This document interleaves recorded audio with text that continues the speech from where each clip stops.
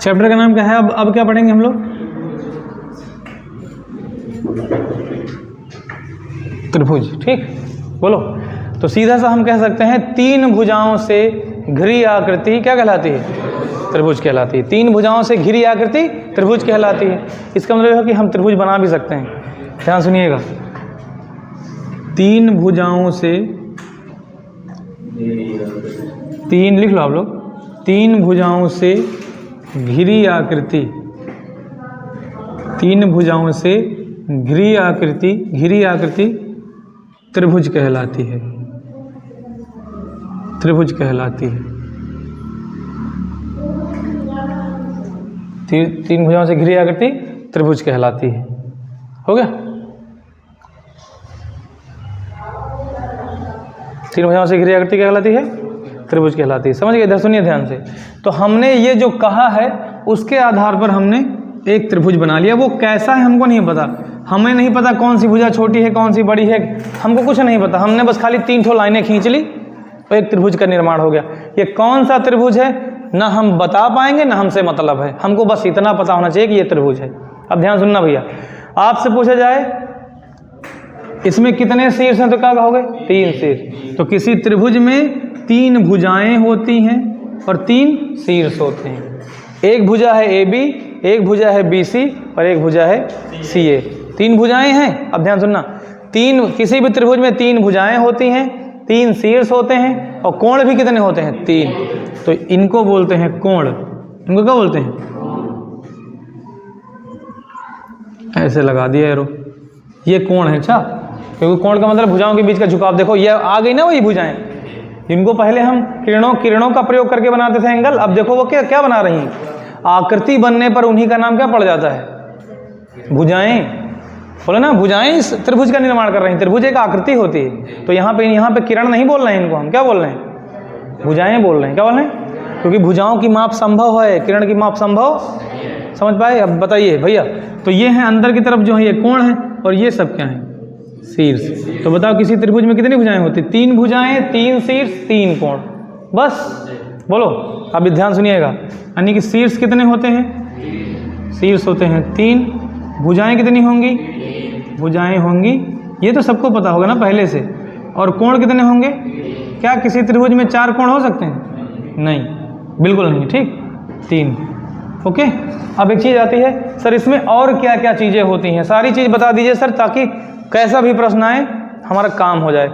दो चीज़ें और होती हैं त्रिभुज में बस। ठीक, एक होता है इसका परिमाप और एक होता है इसका क्षेत्रफल। समझ गए? दो चीज़ें और होती हैं, क्या क्या? क्षेत्रफल और एक और चीज़ होती है जिसको बोलते हैं ऊंचाई। क्या होती है? ये तीन चीज़ें और एक्स्ट्रा में आ जाती हैं। समझ गए? बोलो, अब ध्यान सुनना। अलग अलग कोणों के जो त्रिभुज होते हैं उनका नाम अलग अलग होता है। समझ गए? बोलो, अब ध्यान सुनना।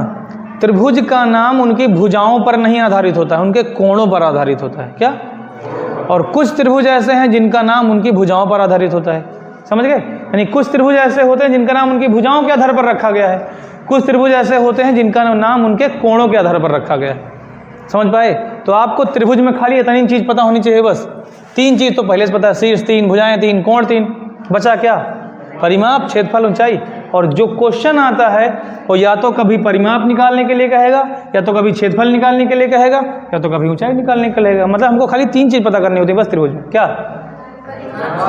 बस। इसका मतलब है सर जी खाली तीन ही फॉर्मूले याद करना है? हाँ, केवल तीन ही फॉर्मूले याद करना है। और दूसरी चीज़, फॉर्मूले याद नहीं करना है, फॉर्मूले बनाना है। क्या है? फॉर्मूले बना के सीख लेंगे। कुछ एसेंशियल फॉर्मूले हैं जो याद करना पड़ता है, बाकी मैक्सिमम फॉर्मूले वो एक दो फॉर्मूले जान लेने से सारे फॉर्मूले अपने आप बन जाते हैं। समझ पाए? बोलो, तो क्या क्या होता है? शीर्ष, भुजाएं, कोण, परिमाप, क्षेत्रफल और ऊंचाई। ठीक, इनमें तो कोई मतलब है नहीं, इसका तो क्वेश्चन ही नहीं पूछेगा शीर्ष कितने होते हैं, भुजाएं कितने होती है, कोण कितने, ये नहीं पूछेगा। लेकिन अगर कभी टेट या सीटेट का एग्जाम दे दो, या BTC वाले जो क्या नाम है, जो बीएड करते हैं या क्या बोलते हैं, DLED जो करते हैं, उनके में पूछता है शीर्ष कितने होते हैं त्रिभुज में, भुजाएं कितने होते हैं। मतलब उनके में दूध भात वाले क्वेश्चन होते हैं। कौन वाले? ये दूध भात वाले आएगा, इनका का निकारक पर रहेगा नहीं। तो हमको तीन चीज़ें के बारे में पता करना है, परिमाप, क्षेत्रफल और ऊंचाई के बारे में, समझ गए। अब ध्यान सुनना भैया। इसके बाद अब हम आगे की तरफ बढ़ते हैं और देखते हैं हम अपने त्रिभुजों को। किसको देखेंगे? हम शुरुआत से शुरू करते हैं, एक एक त्रिभुज को बनाना शुरू करते हैं और उसके बारे में सब कुछ निकालते हैं। ये तो नहीं निकालना पड़ेगा, शेष तो सब में होंगे, पहचान ही जाओगे। भुजाएं सब में 3 होंगी, पहचान ही जाओगे। कोण सब में 3 होंगे, पहचान ही जाओगे। तो बचा क्या है? हमको परिमाप पता करना पड़ेगा, क्षेत्रफल पता करना पड़ेगा और ऊंचाई पता करना पड़ेगा, समझ गए। अब ध्यान से सुनना। कैसे? जो सबसे पहले और सबसे पहला और सबसे बढ़िया और सबसे आसान त्रिभुज होता है उसका नाम होता है समबाहु त्रिभुज। क्या? इससे फेवरेट कोई त्रिभुज मेरा है नहीं। पता है क्यों? पता है क्यों? इसको हम क्यों फेवरेट बोल रहे हैं? आपका भी ये फेवरेट होगा। वो इसलिए क्योंकि ये ऐसा त्रिभुज है जिसके बारे में जान लेने से इसके आगे आने वाले जितने भी त्रिभुज हैं 2 4 5 6 7 सारे के बारे में आप लोग जान जाओगे। मतलब ये रामबाण त्रिभुज है। क्या है ये? समझ गए। और सबसे आसान ये है कि कुछ ना पता हो, खाली इसका नाम पता हो, आप सब कुछ निकाल लोगे। इसका परिमाप निकाल लोगे, इसकी ऊंचाई निकाल लोगे, इसका क्षेत्रफल निकाल लोगे, सब कुछ निकाल आएगा। क्या पता होना चाहिए? क्या पता होना चाहिए? नाम, खाली नाम। अब ध्यान सुनना। हम यहाँ पे देखो, परिमाप केवल त्रिभुज में ही नहीं होती है। परिमाप हमें कोई भी 2 डायमेंशनल चित्र हो, 2 डायमेंशनल फिगर हो, द्विविमीय चित्र हो, मतलब लंबाई भी और चौड़ाई भी हो, समझ गए, उसमें परिमाप होगी जरूर। क्षेत्रफल, द्विविमीय आकृतियों में क्षेत्रफल जरूर होगा, परिमाप जरूर होगी, ऊंचाई जरूर होगी। समझ पाए? तो इधर सुन लीजिए ध्यान से। तो ये खाली केवल और केवल त्रिभुजों में ही नहीं, त्रिभुज है, चतुर्भुज है, शंकु है, बेलन है, गोला है, आयतन है, इन सब चीज़ों में परिमाप, क्षेत्रफल और ऊंचाई होती है।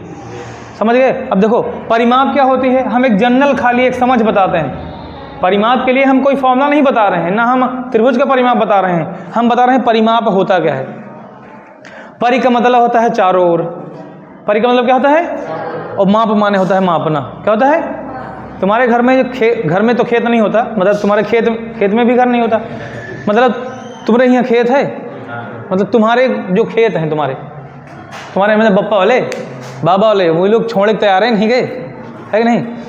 इधर सुनो, आओ का अगर हमारा सबके हिस्सा हमका सबका दे दिए तो हम लोग तुरंत बेच के बुलेट लेके क्या लाई, है कि नहीं? हाँ, बुलेट।